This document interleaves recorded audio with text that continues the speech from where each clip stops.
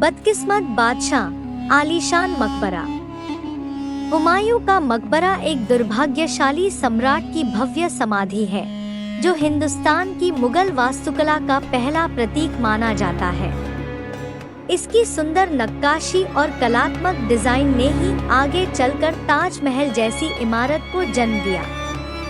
कुरान में वर्णित जन्नत की कल्पना के आधार पर इसके चारों ओर चारबाग शैली में बाग बनाए गए थे। इसे बनवाने में लगभग 8 साल लगे और उस समय 15 लाख रुपए की भारी भरकम राशि खर्च हुई थी। इसमें लाल बलुआ पत्थर और राजस्थान का सफेद संगमरमर प्रयोग किया गया था। 1993 में इस मकबरे को यूनेस्को ने विश्व धरोहर स्थल के रूप में मान्यता दी। हुमायूं का अर्थ होता है सौभाग्यशाली, लेकिन उनके जीवन की किताब केवल दुर्भाग्य की पन्नों से भरा था। उनका जन्म 6 मार्च 1508 को काबुल में हुआ था और वह बाबर के पुत्र थे, जिन्होंने भारत में मुगल साम्राज्य की नींव रखी थी। बाबर की मृत्यु के बाद हुमायूं 22 वर्ष की उम्र में दिल्ली की गद्दी पर बैठे, लेकिन उन्हें शासन और राजनीति का अनुभव नहीं था। वह युद्ध से ज्यादा किताबें पढ़ने में रुचि रखते थे। हुमायूं को महाभारत की समय का इंद्रप्रस्थ में समय बिताना बहुत अच्छा लगता था।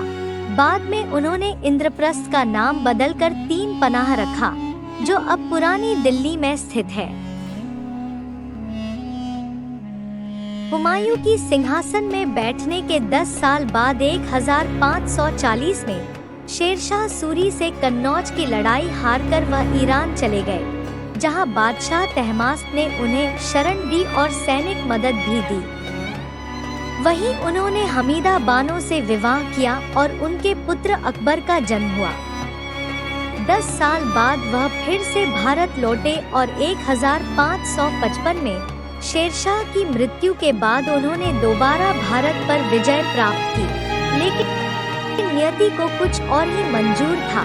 27 जनवरी 1556 को दिल्ली में अपनी लाइब्रेरी की सीढ़ियों से गिरकर सिर में चोट लगने के कारण मात्र 48 वर्ष की उम्र में उनका निधन हो गया।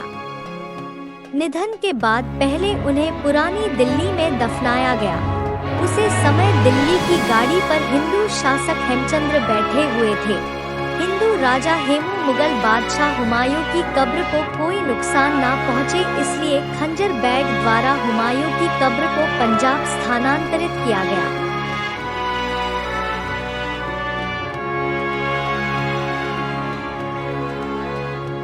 आईने अकबरी में उल्लेखित है, हुमायूं की दूसरी पत्नी बेगा बेगम ने मक्का से लौट के 1565 में मकबरे के निर्माण की शुरुआत की।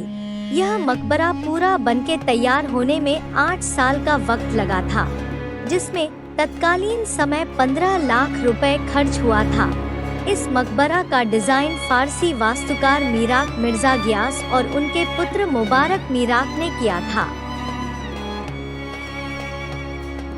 निर्माण कार्य 1572 में पूरा हुआ। आखिर हुमायूं की मरने के 9 साल बाद हुमायूं को यहाँ दफनाया गया था और इस मकबरे में हुमायूं के साथ लगभग 150 अन्य लोग दफन हैं,